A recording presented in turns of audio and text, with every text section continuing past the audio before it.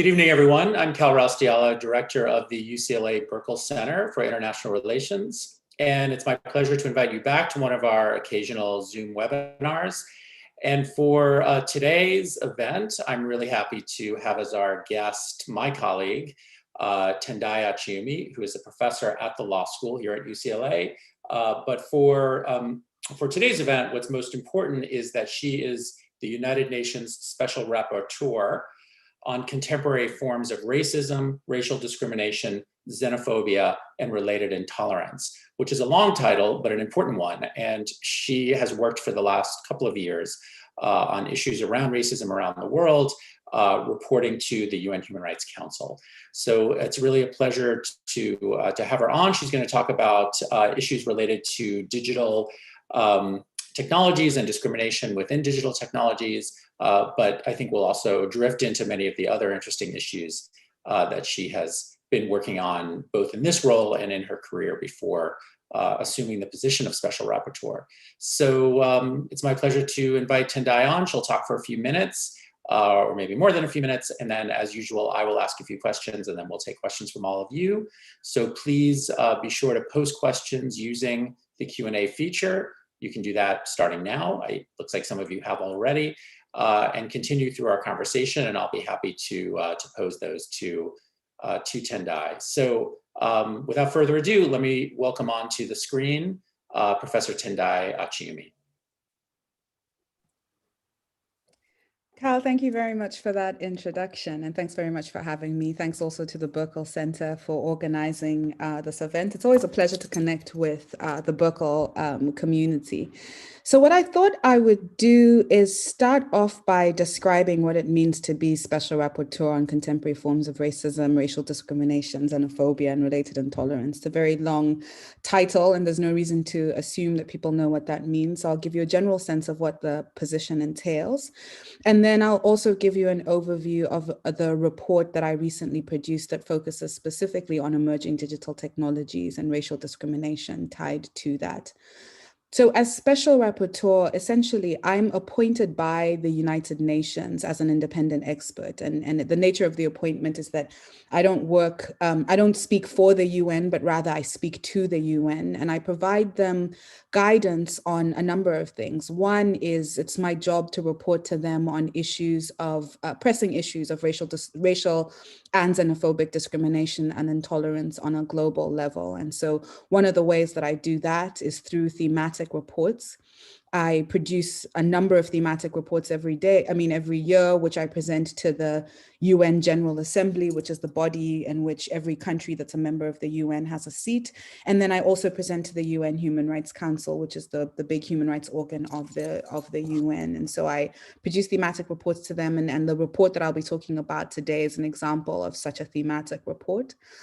I also engage in country reporting, and so I do country visits, and the country visits entail traveling to a country and reviewing essentially its compliance with anti-racism norms at the international level, and producing a report that I present also to the General Assembly and the Human Rights Council and to that country with the assessment of how it's faring with respect to racist and xenophobic discrimination. So since I was appointed in 2017, the countries that I've visited are the United Kingdom, the Kingdom of the Netherlands, Qatar, and Morocco. And all four of those were really interesting, challenging, and also informative visits as well. And as you can see, those countries represent regions, different regions in the world. I was supposed to be traveling to Brazil in November, but because of the COVID pandemic, I'm unable to do that. And during Q&A, I'm more than happy to talk about some of the country reporting, which is something that won't be the focus of much of my presentation, but it's also work that I do. And then in addition to that, I also receive communications, or rather complaints, from individuals and groups around the world alleging issues to do with racial and xenophobic discrimination. And then I can bring those issues to the attention of governments. And so an example of the kinds of communications I deal with very recently, and it actually just went public, I received a communication from Asian American civil society organizations here in the US that were raising serious concerns with rise in xenophobic and racist attacks against Asian Americans in the context of the COVID pandemic. And so they were very concerned about levels of violence in this country and the lack of accountability by the government. And so I issued a communication which went public and received a fair amount of news attention in the last few days. And so that's another aspect of my job that I'm more than happy to talk about. So with that background of the job in mind, I'm going to talk a little bit about this report that I produced on emerging digital technologies. And when I say emerging digital technologies, really what I'm talking about are networked and predictive technologies that involve big data and artificial intelligence, with some emphasis on algorithmic and algorithmically assisted decision making. And I want to talk about what motivated the report before giving you some idea of what the report itself finds. So within the UN system, there is a fair amount of discussion, normative discussion around emerging digital technologies. And this conversation and the policy making around it within the UN is really important, not because the UN will solve all the problems of the world, but because the UN is a really important global and transnational forum that allows for law and policy making around issues of a transnational or a global nature. And the way that emerging digital technologies operate today is very much transnationally and globally. So the kinds of regimes of governance that you have beyond just the national context are really, really important. And so the conversation at the UN level around digital technologies is a very important one. And there has been a conversation around these technologies for a while within the UN, but a lot of the debate, a lot of the conversation around the policy making has really focused on privacy and data protection, and then also freedom of expression and norms like that. More recently, we've seen some attention to socioeconomic rights. So there's a special rapporteur on extreme forms of poverty, who's a professor at NYU, Philip Alston, who recently produced a report entitled The Digital Welfare State, in which he talked about how digital technologies are essentially reproducing economic inequalities. And his report is one that has expanded the kind of international human rights conversation around emerging digital technologies. But what I noticed was that conversations around equality and non-discrimination relating to emerging digital technologies were not very salient in the UN system and within the human rights framework. And where there was conversation around these issues, it tended to really focus on things like content moderation on social media platforms, so what counts as hate speech on Facebook or Twitter or any of those. And even in that context, really the normative conversations were really focusing on free speech as the norm that was driving the conversations around policy making within the UN, with equality and non-discrimination kind of coming in as an add-on factor. And so the goal of my report was to really promote principles and ways of thinking about the ways that emerging digital technologies are interfacing with racial discrimination, xenophobic discrimination, and equality and non-discrimination norms more broadly, so we could have a fuller and richer conversation at the global level and within the human rights framework about how to make sense of equality and non-discrimination norms in the context of emerging digital technologies.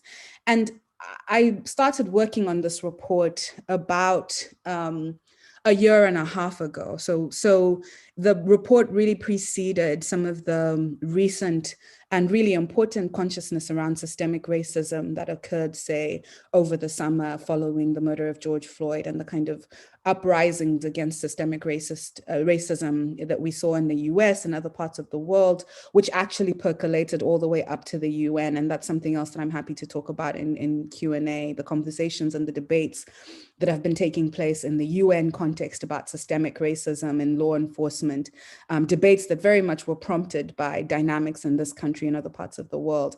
But the report really did precede that, those sets of events, even though I will say that the report received, I think, a lot more attention because of the increased awareness of systemic racism that has been as a result of some of the uprisings that we have seen. So with that background, I want to talk a little bit about what the report actually does or what it says, and give you a sense of some of my findings before we transition to Q&A.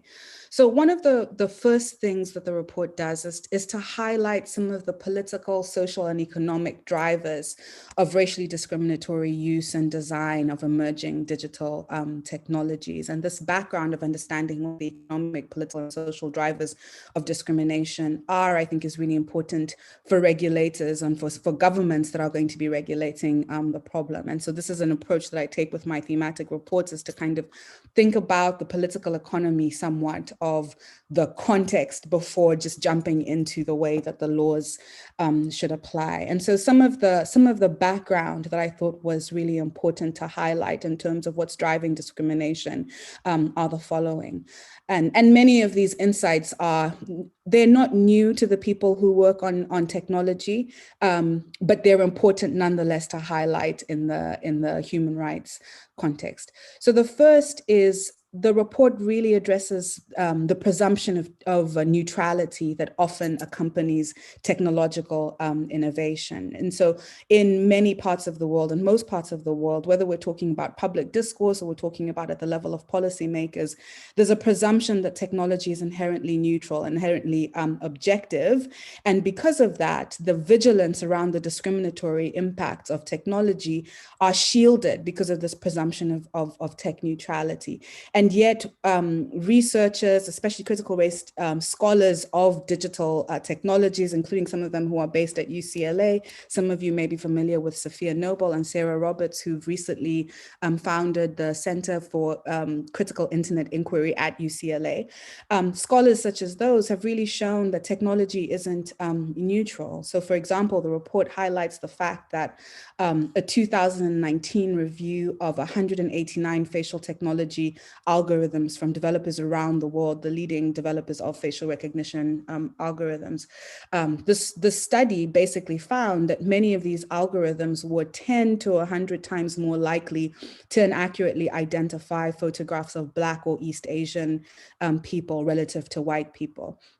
And in searching the database to find any given face, most of them picked incorrect images among Black women at significantly higher rates than they did among other demographics, right? So we think of things like facial recognition as being racially neutral, ethnically neutral, gender neutral, but in actual fact, that's not the case. And so one of the things that the report highlights is that presumptions of tech neutrality do a lot of work to actually shield these technologies from the kind of scrutiny that's essential for understanding racial discrimination in society that results from the use and design of these technologies. Another thing that the report does is highlight who holds power in the design and use of emerging digital technologies. So if you look globally, the two countries that have the biggest influence on emerging digital technologies right now are the US and China, and they have a disproportionate share of the global market for emerging digital technologies, which means that the values and the dynamics that underlie both societies very much shape the way that these technologies operate, even in contexts beyond their borders. In addition to highlighting the dominance of the US and China, the report also highlights the roles of corporations in shaping the landscape of emerging digital technologies. And from an international law perspective and a human rights perspective, it's really important to grapple with the challenge that is raised by corporate influence over emerging digital technologies, because international law, international human rights law typically regulates the conduct of states. And yet you see companies like Google, like Facebook, that are essentially super sovereign in some ways, super sovereign in the sense that they exert even more power than individual countries in the way that their technologies shape the different societies in which these technologies are operating. And so highlighting the role of corporate actors and the need for corporate governance is another thing that the report does. And then finally, in this section that discusses some of the political economy factors, I highlight the fact that the problem isn't just extremists, neo-Nazis, and groups that are really explicitly committed to kind of sowing racial discrimination and xenophobic discrimination through emerging digital technologies. Rather, it's that, business models that are deployed by social media platforms, for example, actually exacerbate racial and ethnic forms of exclusion in ways that require attention and that may not necessarily on their face seem to be about explicit racism and xenophobia. And then in the context of government adoption of emerging digital technologies, and I'll give some examples of government adoption, the justifications that are driving the adoption of technology have to do with logics of fairness and neutrality. But these logics of fairness and neutrality that are kind of pushing the adoption of these emerging digital technologies aren't being kind of brought under the microscope of whether or not the technologies then actually bring about fairness and neutrality, or whether they're producing discriminatory effects. And the report tries to highlight how, notwithstanding goals of fairness and neutrality, many of these technologies are actually reproducing the kinds of inequalities that we see in society. So to shift now to some of the examples of different forms of racial discrimination in the use and design of emerging digital technologies. And one of the challenges of producing these reports is that they have to have a global focus. It's only a 10,000 word report, but the goal is to give examples from different parts of the world. And I'll give you some examples that I highlight in the report. So one area of focus of the report is digital employment systems. So in different parts of the world, and in the report, I highlight Central and South and North America and also Europe, you have companies and governments that essentially are using digital systems to make decisions about employment. And many of those digital systems are actually reproducing hierarchies, racial and ethnic hierarchies that already exist in labor markets, and doing so using proxies for race and ethnicity that seem race neutral, but in their effect are actually excluding on a kind of racial or an ethnic basis. In the healthcare context, I also highlight how you have similar dynamics where you have software interventions that are capable of producing or reproducing racial hierarchies in ways that are really troubling. I give the example of an algorithmic system in the US that essentially was found to assign lower risk scores to Black patients who were equally sick to white counterparts, leading to reduced medical intervention on a racial basis based on an algorithm, again, that was reproducing these kind of racial inequities in ways that were flying under the radar. The report also deals with the law enforcement context and highlights the use of emerging digital technologies in the predictive policing context and other contexts as well, and gives a number of different examples. For example, you have this database in the United Kingdom called the Gang Matrix database, which essentially has a database of youth who are suspected of being capable of or likely to engage in violent crime. You find that the database is 78% Black youth, when the statistics around who's committing youth violence actually show that the proportion of Black youth who are offenders is so much lower. It's probably at 27%. And so the surveillance of Black youth is much higher on the basis of this database, even though their engagement with the practices that are supposed to be the ones that are targeted is so much lower. And then the report also highlights racially discriminatory structures in contexts where there's actually a project of racial or ethnic exclusion that is operationalized through digital technology systems. And so it gives the example of China and the way that China has used emerging digital technologies to really target, exclude, and marginalize Uyghurs in an intentional and just blatantly discriminatory way.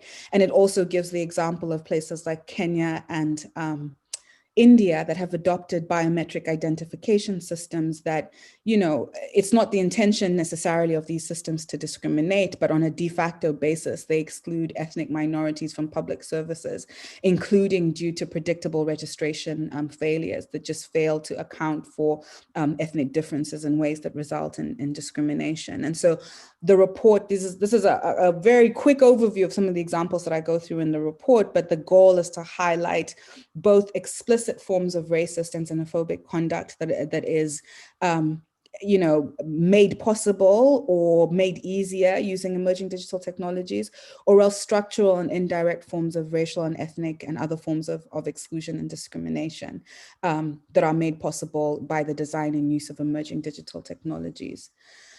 The final part of the report focuses on recommendations, and it really makes the call to governments to rely on the international human rights framework for actually addressing racial and xenophobic discrimination in the design and use of emerging digital technologies. And so what I do in that section is really highlight the international human rights obligations that states have to prohibit certain forms of racial discrimination, including in the design and use of emerging digital technologies. And in the report, I lay out that these obligations require states to take concrete measures. So for example, in the ways that states engage with emerging digital technologies, they have to be accounting for the possible racial, ethnic, and other categories, the disparate effect of the technology on these or on these groups. And what you find is that in most countries, even when public systems are adopted that are based on emerging digital technologies,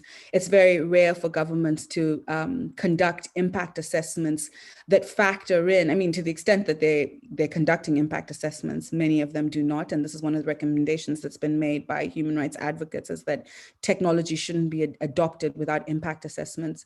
To the extent that they are these impact assessments, very rarely is there attention paid to the possible racial and ethnic discrimination that might result. And so in the report, I say that governments need to be collecting data and ensuring that their impact assessments really account for the discriminatory or potential discriminatory effect of the emerging digital technologies. I also highlight how, in addition to tracking the impact, governments should be including racial and ethnic and other minority groups in decision-making about the way that emerging digital technologies are used and designed as well. And then I also highlight in the report ways in which governments can hold corporations more accountable. So rather than just relying on corporations to regulate themselves through corporate social responsibility, in the report I highlight the need of governments, in order for them to fulfill their human rights obligations, they have to be imposing legal obligations on corporations to comply with equality and non-discrimination frameworks as well. So I want to talk about one more thing before highlighting again why I think it's important to have this kind of a conversation at the international level. And the one thing I want to add is that the report also deals with intersectional forms of discrimination, and it talks about how things like gender, disability status, sexual orientation can all compound and actually transform the experience of racial discrimination, so that when states are thinking about racial and xenophobic discrimination, they also have to be accounting for the gendered and other ways in which discrimination operates in the governance as well. So this is an important thrust of the report. So I want to conclude, well, maybe this is not where I want to conclude. This is the second last thing I'll say before I conclude.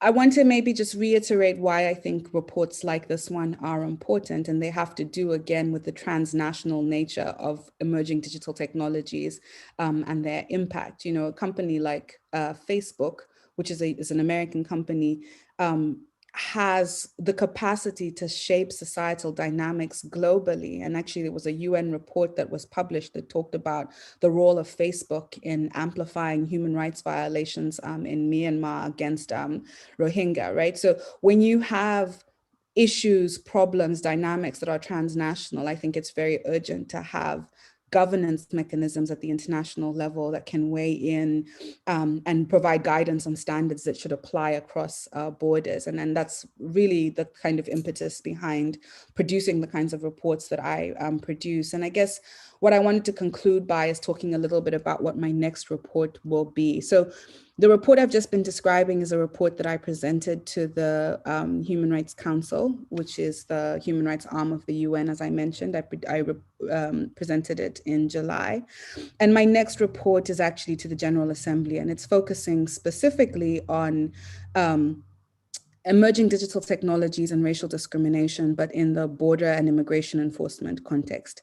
So the report I've been describing just deals with the issues across different aspects of governance and society. But my next report will be focusing specifically on the border enforcement context because of unique dynamics and challenges that context presents. And now the final thing I'll say in conclusion is that in the work that I do as special rapporteur, I work a lot with students, including UCLA students, UCLA law students, who provide really valuable research and other support. So when I was producing the thematic report that I've just been describing, I relied a lot on support from the Promise Institute for Human Rights, of which Carl holds a chair, and the students in my International Human Rights Clinic. And I actually see that maybe one or two of them may also be on this call.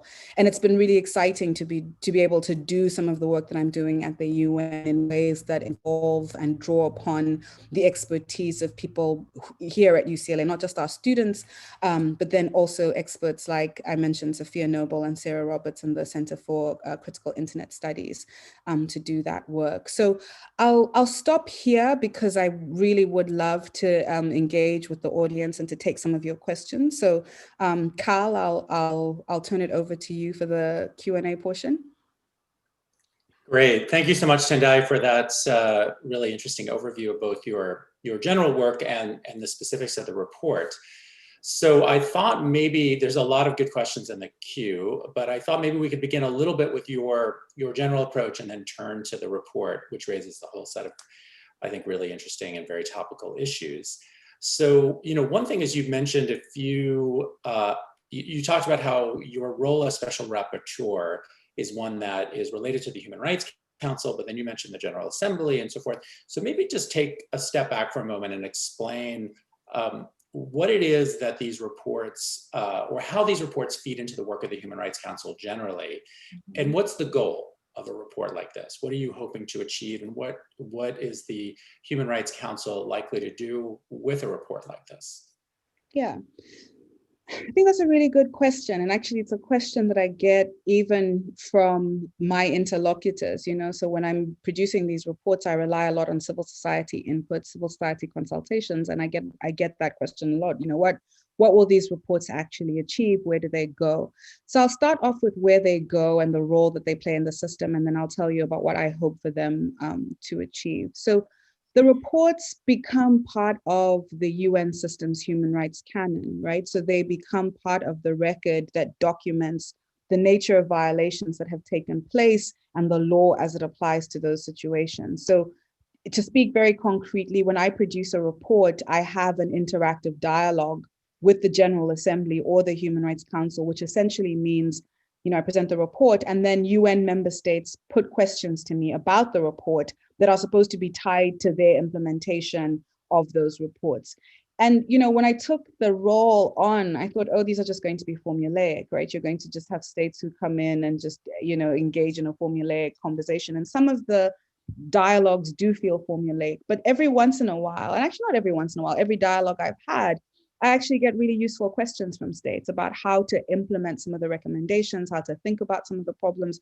So in the goal of these interactive dialogues and of these reports is supposed to be shaping the way that UN member states are approaching the problems. But even more than that, the reports become anchors for civil society advocates in the countries that are mentioned in these reports or that are working on these themes. So I often find that the reports are referenced most and used by advocates in different national contexts that are pushing for regulation, for, maybe they're engaged in litigation, and they'll rely on the findings of the report to push those issues forward. So the idea is that they are supposed to form part of how international human rights norms are understood at the global level, and then to also have influence at the national level through civil society organizations, and then also through other regional bodies. So I often engage with, say, EU equality bodies, where they are trying to elaborate anti-racism norms and want to ensure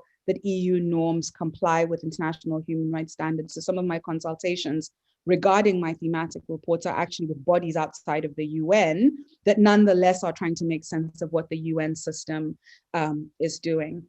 In terms of what I hope to achieve with the reports, I think I have two aspirations, and they're both aspirations that are somewhat difficult to assess the effectiveness of my work in relation to those aspirations. But I also think that they're kind of modest in a way. And I've tried to set myself modest aspirations so that I could actually achieve them. One is just to ensure that the quality of the human rights record around anti-racism norms is as sophisticated as other aspects of international human rights law. And what do I mean by this?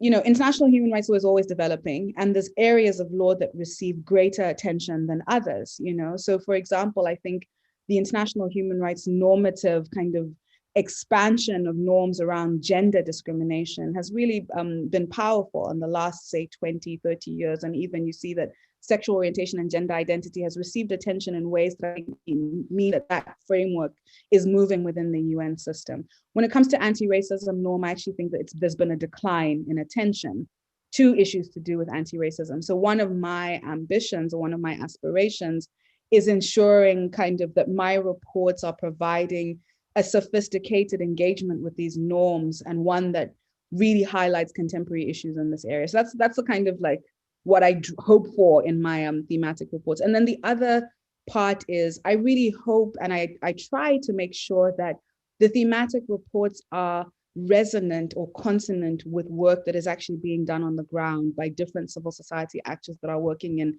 local and national contexts to advance these issues. So I'll give you another concrete example. We've been talking about my thematic reports, but I'll talk about my country report. When I visited the United Kingdom, this was right after Brexit. One of the big issues was issues to do with the way that data around immigration status was being shared in different aspects of government or different areas of government.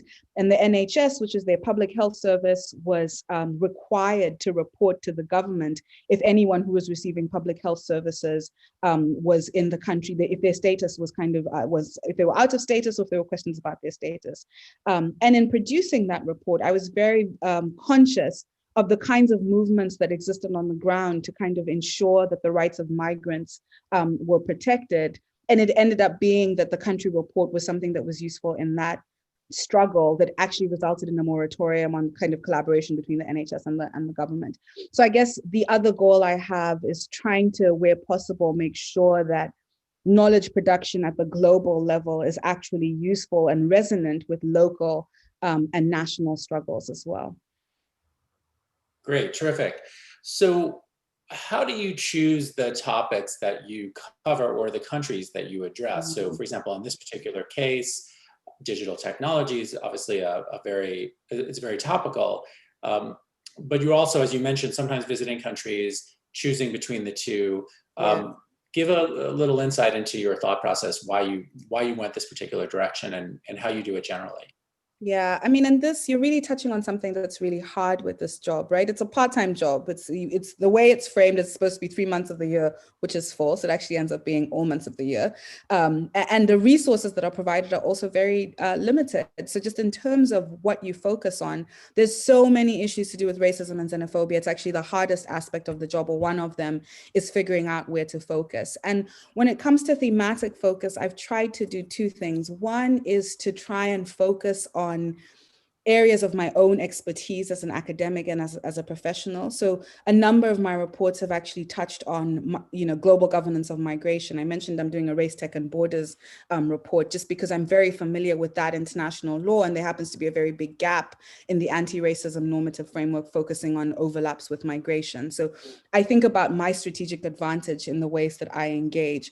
But then I also do two things. One is solicit input from civil society organizations. So I regularly have consultations with groups in different parts of the world where they highlight what they think the pressing issues are. And I go for themes that are recurring themes and that haven't been already addressed by my mandate. And technology was definitely one of those. There's just been a lot of kind of normative activity around emerging digital technologies, hasn't really focused on race, and there hasn't been a report by a predecessor who's done that. And then with the country reports, I can only go to countries that have invited me. So that's already one constraint. And I saw in the chat box where I happened to look, someone asked me, have I done the US? No, I have not. There is an open country visit request to the US, but the US has not said yes yet. And there are many countries. So I will make requests to countries and they won't say yes. So I go to countries that have said yes, which is a narrow subset, with an eye towards geographic diversity. So all my visits can't be in Europe, all my visits can't be in Africa. And then within that, I try and focus on countries where there hasn't been attention from my mandate as well, because there's other people who've held this role. But it's really, really hard, and I can't pretend to have it down to a fine science. It's actually one of the constraints is figuring out how you prioritize, where you go, and how much attention you pay. Okay, terrific. So you mentioned the chat, and there are a lot of good questions. Maybe we'll turn to that in the report generally. So, there were a number of questions about the core issue that you raised about algorithms and technology, and there's so many dimensions to it. But several people asked this issue of, and I'll just use one of the specific questions because it's kind of succinct. Does the algorithm's coders' racial prejudice lead to the racial inequalities in the algorithms, or is there more to it? So, another way to pose the question is really what's causing the phenomena that you have described. I certainly, and I'm sure many people on this call have heard others mention in some way or another the problems with algorithms. Mm-hmm. And so, is it a question of the data that's being used? Is it prejudice on the part of the designers? What do you identify as the chief causes? So there's multiple causes, and you've highlighted a number of them. Sometimes it is the case that there is a discriminatory purpose in mind, right, for the technology, and somebody is looking for technology that will produce discriminatory outcomes. And so either they commission that technology or they use technology that wouldn't necessarily be discriminatory, but they use it in ways that are discriminatory. So it can be intent on the part of the coder or of the user. Other times it's the data that's input into these systems. So in the context of predictive policing, this is, for example, one area where it's come up that if you're relying on databases that have been populated using racially discriminatory practices, right? So practices that include racial profiling, you've created a database around where certain crimes occur, and you've used kind of racial profiling and other discriminatory practices to build that database. Or, you're using a database about who's previously been employed in a particular system, but the data actually is reflecting kind of gender hierarchies in labor employment that have long existed. You're going to get discriminatory outputs, even if the coding itself isn't necessary, the coder rather isn't necessarily invested in discriminatory outcomes. So sometimes it's the data, sometimes it's the coding, sometimes it's that the outcomes are not foreseeable, right? So the report talks about the black box effects of technology, which operates at two levels. One is that this technology is often proprietary. So we, the users, don't always have access to exactly where the problem is in the tech because we don't know it and we don't have access to that information. So we don't know if it's the data, if it's the coder, if it's something else. But then you'll speak to data scientists who will talk about they can't always know what the technology that they're creating will do once it's out in the world, right? So there's the black box effects there, which refer to the fact that sometimes it's difficult to predict what technology will do when it's out in the world. And so there's multiple levels at which discriminatory effects can be anchored, and it's important to pay attention to these multiple levels. And in producing the report, I spent a fair amount of time with experts in this field because these aren't legal dynamics. I'm a lawyer by training, and really it's kind of speaking to people who study information science, who are computer scientists, to get this kind of information. I will add that one of the challenges that many groups raised is that oftentimes policymakers don't understand the technology, right? So the regulators, the governance people don't understand how the technology is working. And that's one of the challenges to ensuring that issues like discrimination are addressed in the way that the technology is being deployed. Great. So just to follow up on that, because there were several questions about it, one of the questioners asked, you talked about the fact that data often reflects gender, or let's say in this case, racial bias in the world. But then the specific example you gave in your talk about the fact that, in particular, Black women in one of your algorithms had trouble Right, in the identifying them compared to. yeah. So the questioner asked, why are these emerging softwares like facial recognition excluding people of color? Is it because of the images that are being selected for deep learning? In other words, are they not using a diverse enough population? Is that something that seems to be driving some of it? So in that particular case, people's facial appearances are just what they are, but maybe the diversity is not being reflected in the data that's being fed into a machine learning process. So according to my understanding, and again, I don't want to claim to be a facial recognition software expert, but in that context, definitely one of the issues was the data that's being used to train the algorithms, and also a failure on the part of the coders to be thinking about representative data sets in designing baseline technology. And this goes back to the issue of how representative and diverse the populations are that are producing this technology.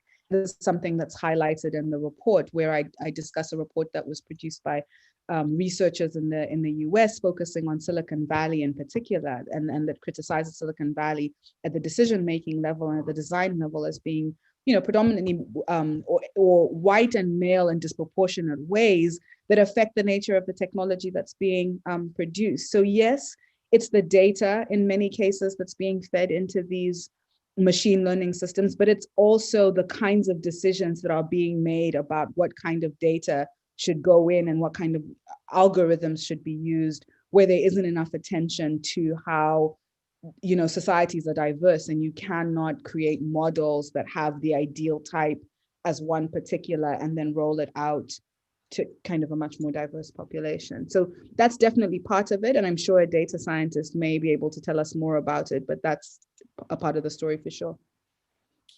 Yeah, that seems really that seems interesting, because some of the answers lead to very difficult potential solutions, others much easier. Okay, so a number of questions came in about social media, but there's one I want to make sure I get to because it's timely, because it relates to the election, which is, do you have any guidance for voters on California's Prop 25, which would replace cash bail with what some are calling automated racial profiling? These both seem like terrible options.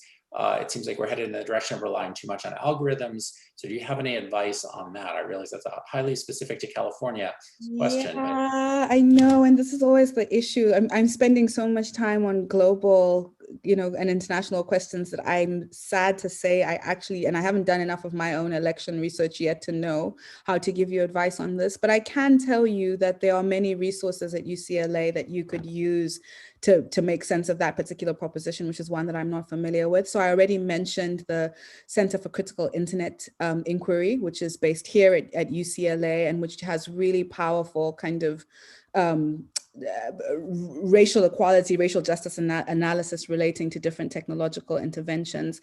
And then we also have a number of criminal justice projects, including through the Luskin Center, where I think you can get more pointed advice, and I don't want to miscue you. But I think what I'm sensing in that question is a general skepticism that algorithmic interventions are going to be the cure, or that are going to, without further scrutiny, lead us to more equal or more just societal arrangements. I think that skepticism is very, very much warranted, especially because a lot of the analysis by leading civil rights organizations within the US, and including, I don't know about California-wide, but definitely Los Angeles focused, has really raised concerns about the way that automated decision-making is working in the criminal justice context, and highlighting its racially discriminatory impacts. I would also guide you to consult the resources probably of the coalition called Stop LAPD Spying. They have a very easy name, Stop LAPD Spying. They do a lot of racial justice related analysis on things like legal developments in California, and they probably have something on that. So apologies for not being able to give you tailored advice, but that's just some thoughts. That's okay. So just to kind of follow on that in a more general vein, it's interesting to hear when you talked about the problems of automated decision-making, with the implication, I think, but I just want to press you on that, that we would rather have more discretion than have more automation in decision making. Is that your general stance, that these technological interventions that tend to take human discretion out of the equation are problematic and we'd be better off with more discretion? Or do we worry that discretion, or do you worry that discretion actually would just reproduce the same problems, maybe worse? Yeah, I think that's a good question, and I'm glad that you're pressing me on it, because I think it also gives me an opportunity to clarify something, which is that, I'm not somebody who, at least at a policy making level, is anti-technology or kind of fundamentally anti-technology, and I don't think that the issues around the racially discriminatory design and use, and even the report is focusing on design and use of technologies. The technology is part of the issue, but it's kind of the human agency and the way that the technology is deployed that is more the locus of my concern. So to come to your question, the question for me becomes about which approach allows for more accountability in the event that we get racial discrimination. If you have individual decision makers, if you have people making these decisions, our legal frameworks have developed in ways that allow us to hold individuals more accountable for producing racial and other forms of discrimination than they have to deal with kind of automated or algorithmic driven discrimination, right? So for example, in the context of algorithms that are being used in this country to determine sentencing guidelines for different defendants, there's been litigation around concerns about the fact that defendants are being sentenced using algorithms that they have no information about, and that they can't get access to kind of how those algorithms are operating, because those algorithms are subject to kind of privacy laws that mean that you can't even figure out how the decision in your specific case was made. So I think if we want to have automation, if we want to have digital technologies take on more of a role in allocating resources and human rights in society, we should only do that when the mechanisms for accountability are strong enough that discrimination that, if perpetrated by individuals, would be prohibited. Is kind of harder to get a handle on. I'll give another example from the report, which is the digital redlining concerns, where you had Facebook ads, targeted advertisements that were basically making it so that you could advertise to a particular racial or ethnic population, housing advertisements, right? And we know that this violates the Fair Housing Act. And if you were in a newspaper to say, this housing is only for Black people or only for white people, for example, that would be a clear-cut case of housing, a violation of the Fair Housing Act. Once it's taking place in the kind of digital arena, not only is it harder to detect, because what it takes to be able to kind of determine that digital redlining is taking place is harder than kind of redlining in other contexts. And then being able to prove it in a court of law is also really difficult. So part of it has to do with where accountability is, where is it easier to get away with discrimination? And right now, there are not enough checks on emerging digital technologies, and that's part of the problem. And just to clarify, I can't believe for a moment I'm going to sort of defend Facebook, but I think in that example, I'm not even a Facebook user, but I think in that example, the housing was not necessarily discriminatory. It was the advertising that was. So in other words, the advertising was, it was the equivalent of saying, we're going to send this ad for this housing only to people of race X or race Y. We're not, which is more akin, or the defense that I think Facebook mounted. So I think did they walk away from that decision? They changed that? Or they still permit that sort of advertising? Well, so in the housing context, my understanding is that Facebook is actually trying to get rid of that. I mean, advocates have come back and said that they're not doing enough. But to my understanding, they didn't try and defend it more. And you're right to clarify that it wasn't the housing, but it was who they were targeting, which ultimately has an effect of kind of the ad would only go to people of a certain race. Right. Yeah, so it's something that our fair housing laws didn't really contemplate, but obviously it could have a very discriminatory effect. So on the and de facto discrimination is also, like under the Fair Housing Act, you're not allowed to engage in de facto discrimination as well. And so it's kind of about mechanisms of de facto discrimination as well. So on Facebook, several questions about social media, which all go to the question of the detrimental effects that social media is having, Facebook in particular, large companies. So there's a number of questions that raise issues about what can we do or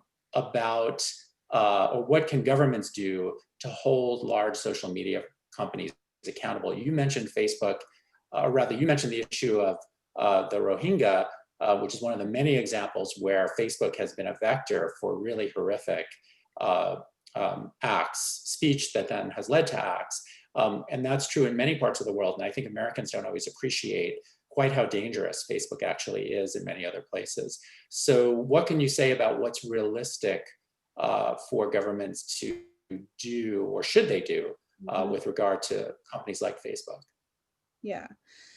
So, in the report, and in general in my role as special rapporteur, I focus less on kind of specific recommendations for policy reform and more on policy approaches, right? So to this question on what governments can do, one big shift is actually imposing legal obligations on corporations around human rights concerns rather than leaving it to the frame of corporate social responsibility, which is voluntary. And that's a lot of the place where you see human rights language entering, how governments are regulated. And this is tougher in the US, where the international human rights framework is not the go-to framework for lawmaking in this country, right? There's actually an antagonism in many ways between the international system and what the US does. And this is different in other parts of the world. It's different in Europe, it's different in parts of the global South,